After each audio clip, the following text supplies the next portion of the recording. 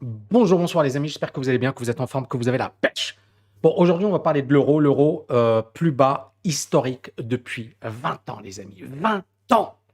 Ici, voilà, l'euro s'est effondré sur un plus bas depuis 20 ans contre le dollar. Et je vais vous en parler plus tard, pourquoi, etc. Mais clairement, il y a aujourd'hui de plus en plus un doute par rapport à la volonté de la Banque centrale européenne d'augmenter les taux d'intérêt parce que l'Europe est en plus grande difficulté que les États-Unis. Et clairement, si la BCE augmente les taux d'intérêt, ça voudrait dire un ralentissement de la croissance économique et l'Europe n'en a pas besoin aujourd'hui. Et vous voyez ici, ce niveau n'avait pas été atteint depuis 2002, les amis. 2002, c'est là. On est, voilà, 2002, 2003, par là. Et on vient de casser ce niveau. Alors, qu'est-ce qui va se passer sur l'euro? Sur un plan technique, j'en avais déjà parlé dans une ancienne vidéo. Je vous avais dit, voilà, le gros support, il est là. Le prochain support, c'est la parité. C'est le niveau des 1. Bien sûr que ce niveau, on va pas le casser comme ça. C'est un peu comme le Bitcoin, le niveau des 20 000. Vous avez vu, on a cassé le niveau, on est revenu au-dessus, on a cassé encore, mais on joue avec parce que c'est un niveau psychologique extrêmement fort. Donc, on sait que si le niveau des 20 000 est définitivement cassé sur le Bitcoin, ça voudra dire 15 000, 10 000, etc. Et la même chose sur l'euro, hein, parce qu'encore une fois, on va avoir, si on casse ce niveau des 1, on va avoir un phénomène de panique. C'est-à-dire qu'il y a énormément de stop loss, énormément de personnes qui vont commencer à vendre l'euro. Donc, on risque d'avoir un phénomène de panique. Alors, bien évidemment, les banques centrales vont tout faire pour éviter ce mouvement de panique. Mais est-ce qu'elles pourront réellement l'éviter? Non. Rappelez-vous, on parle de la Grande-Bretagne en 1994, pardon, 1992. Notre ami George Soros, hein, je sais que beaucoup de gens l'adorent, notre ami George Soros avait vendu la livre, donc le GBP, et il avait expliqué au grand public que la Grande-Bretagne ne devait pas rester dans l'euro, dans la zone euro, etc., et que c'était pour son bien, d'accord? Et il a vendu massivement. Et en fait, ce qui s'est passé, c'est que tout le monde a suivi George Soros. On a eu plein de spéculateurs, plein de hedge funds qui ont vendu au même moment la livre sterling. Et ce qui s'est passé, c'est que le GBP s'est effondré et George Soros a empoché, en une nuit, on parle de 1,1 milliard de dollars.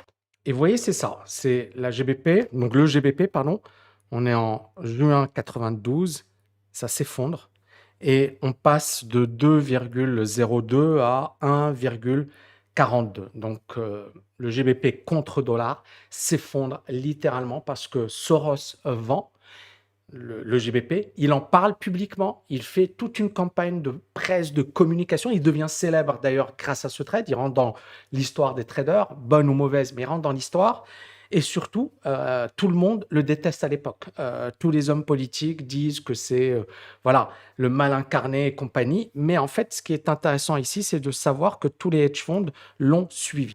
Donc clairement, aujourd'hui, on est en 2022, il s'est passé plein de choses, le monde a évolué, etc. Mais la psychologie humaine reste la même. C'est-à-dire que le niveau des 1, ça va être un gros niveau psychologique. Et s'il est cassé, ça risque d'être catastrophique. Alors certaines personnes vont me dire, Tammy, c'est super tout ça, mais pourquoi ça baisse aussi fortement? Qu'est-ce qui explique la baisse de l'euro? En fait, il faut vraiment comprendre une chose, c'est que l'argent, d'accord, les capitaux circulent d'une région à une autre, d'un pays à un autre. Et généralement, les investisseurs, alors ça peut être des spéculateurs, mais ça peut être également des caisses de retraite, des fonds de pension, etc., c'est-à-dire même des institutions sérieuses, pas forcément des gens qui sont dans de la spéculation, mais qui sont avant tout pour l'investissement, d'accord? Même, voilà, je ne sais pas, des fonds souverains, ils vont se baser sur finalement des concepts très simples, c'est-à-dire, premièrement, quelle est la monnaie qui va rémunérer le plus, d'accord? Donc, les taux d'intérêt. Et donc, en l'occurrence, est-ce que c'est les États-Unis? Est-ce que c'est l'Europe? Est-ce que c'est le Japon? Est-ce que c'est la Chine? D'accord? Donc, ils vont d'abord se baser sur le concept de rémunération. Deuxièmement, il y a également le concept de croissance, d'économie, de potentiel. Est-ce que l'économie en question a un potentiel de croissance? Est-ce qu'elle peut encore se développer, etc.? Est-ce que les actions, est-ce que la bourse se comporte bien? Vous voyez ce que je veux dire? Et donc, à partir de là, l'argent, il va dépendre, et bien évidemment, j'ai vraiment simplifié, mais c'est pas plus compliqué que ça. J'ai vraiment simplifié pour que vous compreniez un peu pourquoi l'argent évolue d'un pays à un autre ou d'une région économique à une autre. Et là, en l'occurrence, voilà, j'ai pris en compte 2 paramètres très importants qui vont nous intéresser dans notre, développement. Les taux d'intérêt. Donc premièrement, l'Europe aujourd'hui, elle est face à une crise économique, à une récession économique, parce que l'Europe est finalement la région économique la plus affaiblie par le conflit entre l'Ukraine et la Russie. D'accord? Donc le problème de l'Europe, c'est que l'inflation est élevée en Europe, hein. On l'a vu en Espagne, on parle de 10%. En France, c'est pas voilà, mais on parle de 8%, 8,7% pour la zone euro. Donc l'inflation est élevée. Donc quand l'inflation est élevée, il faut augmenter les taux d'intérêt. Parce que sinon, premièrement, l'inflation risque de se poursuivre, d'accord? Et deuxièmement, le pouvoir d'achat va diminuer et on risque de se retrouver dans une spirale inflationniste. Ça, c'est le premier point, très très important. Mais si on augmente les taux d'intérêt, on est bien d'accord que quand on augmente les taux d'intérêt, les entreprises vont moins investir. On est bien d'accord que, donc là on va mettre investissement, que les consommateurs vont moins consommer, ils vont préférer placer leur argent en banque ou épargner, ou investir, mais ils ne vont pas consommer, d'accord? Et là, c'est l'investissement des entreprises. Ça va coûter trop cher pour une entreprise de financer un investissement. Et donc, à partir de là, on est bien d'accord que ça crée une baisse de la demande et une baisse de la croissance. Et donc, une baisse de la croissance, ça veut dire une hausse du chômage et un ralentissement de l'économie.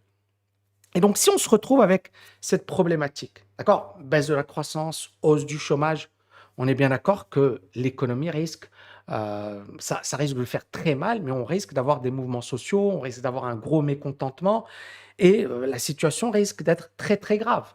Donc, les taux d'intérêt, la BCE, pour le moment, se dit, je préfère ralentir ou freiner ou ne pas le faire. Mais en ne le faisant pas, qu'est-ce qu'elle envoie comme signal aux spéculateurs, aux investisseurs? Elle leur dit, bah, la BCE ne va pas augmenter les taux d'intérêt, l'inflation ne va pas diminuer, la croissance est toujours moins, donc il y a un risque très important. Donc on préfère sortir notre argent de l'euro, d'accord, et investir sur le dollar, parce que c'est plus sûr. Et donc, et le dollar, justement, contrairement à la zone euro, c'est quoi l'avantage de la zone dollar? Ben, on le sait très bien, la croissance, elle est toujours top, d'accord? Le chômage est très faible aux États-Unis et ça reste toujours voilà, une économie puissante et ce n'est pas une économie qui est affaiblie comme l'économie européenne, d'accord? Les États-Unis ont du pétrole, voilà, ils peuvent résister, ils ne sont pas en position de fragilité comme l'Europe, d'accord? Donc, l'économie, elle est OK aux États-Unis, les taux d'intérêt vont également augmenter. Et donc, quand vous avez voilà, des capitaux et vous hésitez entre l'euro ou le dollar, on est bien d'accord que vous allez choisir le dollar. Donc aujourd'hui, si le dollar s'apprécie, c'est parce que l'euro est considéré comme dangereux, d'accord? Faible rémunération, d'accord? Du fait des taux d'intérêt, récession, croissance économique faible, et puis bien évidemment la fragilité du fait de la guerre en Ukraine. Maintenant, vous allez me dire, OK, Tammy, c'est super tout ça, mais si l'euro baisse, et c'est le réflexe de beaucoup de gens, c'est super. Si l'euro baisse, c'est génial parce que ça voudra dire que les importations, on va diminuer les importations, qu'on va plus produire local, que le pouvoir, voilà, on va avoir une monnaie faible, donc on va être plus compétitif au niveau international, on va exporter plus. Super, d'accord? Ça, c'est le raisonnement basique. Mais ça ne se fait pas du jour au lendemain. Il faut parfois attendre 1 an, 2 ans, 3 ans avant que ce que l'on appelle une dévaluation, ici en l'occurrence c'est une dépréciation, donc c'est l'euro qui baisse par rapport au dollar, pour qu'il y ait un impact d'une baisse d'une monnaie par rapport à une autre, il faut attendre au minimum 1 an, 2 ans, 3 ans. D'accord? Ça ne se fait pas du jour au lendemain. Mais en attendant, avant d'avoir un impact positif de la baisse de la monnaie, qu'est-ce qui va se passer? Premier phénomène, on va avoir ce que l'on appelle une inflation importée. C'est-à-dire que comme la monnaie est faible, quand on va importer, quand on va acheter des biens ou des services à l'étranger, eh ben, les prix vont augmenter. D'accord? Et donc, acheter du pétrole, eh ben, ça va flamber. Acheter des services, acheter des produits, acheter de l'énergie, tout ça, acheter des matières premières, les prix vont flamber. Donc, premièrement, la première conséquence d'un euro faible, c'est une inflation importée. La deuxième conséquence, c'est quand l'inflation augmente. On est bien d'accord que tu as un salaire de 1 500 €. Si les prix augmentent, mais que ton salaire n'augmente pas, ton pouvoir d'achat diminue. D'accord? Donc, on a le pouvoir d'achat des ménages qui va diminuer. Et ça va s'aggraver, puisqu'effectivement, si en plus on a le pétrole, le gaz qui continue de monter, parce qu'encore une fois, là, on suppose l'inflation, elle est importée, mais on suppose que les prix du pétrole et du gaz restent les mêmes. Mais supposons que les prix du pétrole et du gaz continuent de monter. On est bien d'accord que le pouvoir d'achat va diminuer encore plus. D'accord? Troisièmement, qu'est-ce qui va se passer? Quand on aura une inflation qui sera insoutenable, c'est-à-dire qu'à un certain moment, il y a ce que l'on appelle un danger. Quand l'inflation est très importante, aujourd'hui, l'inflation en Turquie est de 88% ou 80. C'est juste pour vous dire que quand je parlais d'augmenter les taux d'intérêt, beaucoup de gens me disent: ouais, mais Tammy, t'as rien compris à la Turquie, t'as rien compris à Erdogan. 88% d'inflation, c'est juste incroyable. Et ben, à un certain moment, l'inflation va devenir tellement importante que ça va devenir insoutenable. Et quand l'inflation est trop importante, la seule solution des décideurs économiques, c'est d'augmenter les taux d'intérêt. Mais si on augmente les taux d'intérêt, qu'est-ce qui va se passer? Ben, ça va mener à un ralentissement de la croissance, voire à une récession économique. D'accord? Donc, l'économie va ralentir.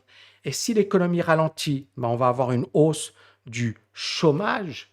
Et si on a une hausse du chômage, clairement, la conséquence, ce sera des mouvements sociaux. On aura de plus en plus de contestation, on aura de plus en plus de gens qui seront mécontents. Et on l'a vu, rien qu'en France, les dernières élections montrent un vrai mécontentement. Et finalement, Macron, aujourd'hui, il est un peu piégé. L'opposition, elle est en train de, voilà, de taper fort, etc.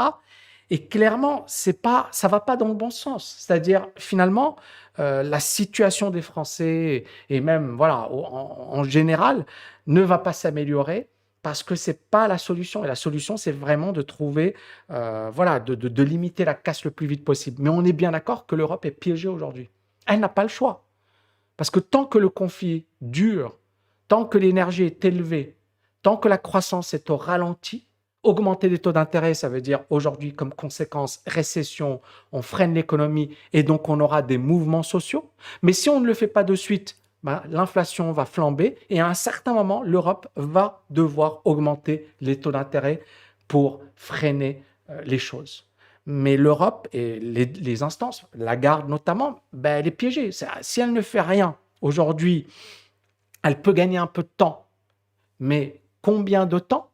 Si on a un phénomène de panique, c'est-à-dire que si l'euro s'effondre, casse le niveau des 1, l'euro va s'effondrer, ou du moins voilà, baisser fortement, s'effondrer, baisser fortement. Et à partir de là, ben, l'Europe sera obligée d'augmenter les taux d'intérêt parce que on aura une inflation importée, on aura un pouvoir d'achat qui diminue, on aura une inflation qui deviendra insoutenable et on aura des mouvements sociaux. Donc, je le dis hein, honnêtement, la situation des dirigeants. Alors, il y a beaucoup de vidéos qui sont un petit peu sur, voilà, olé olé, etc. Non, moi, je n'aimerais pas aujourd'hui être à la place d'une Christine Lagarde. Je pense que sa situation, elle est très, très, très compliquée parce que si on regarde les choses objectivement, qu'est-ce qu'elle peut faire? Qu'est-ce qu'elle peut faire? Elle augmente les taux d'intérêt, elle freine l'économie et voilà, les conséquences, on les connaît. Elle ne fait rien, on risque d'avoir un euro qui continue de baisser, on risque d'avoir une inflation forte et on risque d'avoir les mêmes conséquences. Et là, il faut avoir un courage politique, c'est-à-dire clairement, il faut prendre une décision. Mais la meilleure solution, ce serait de dire, OK, on va souffrir, on augmente les taux d'intérêt, mais on limite la casse de suite. Ce serait la meilleure solution.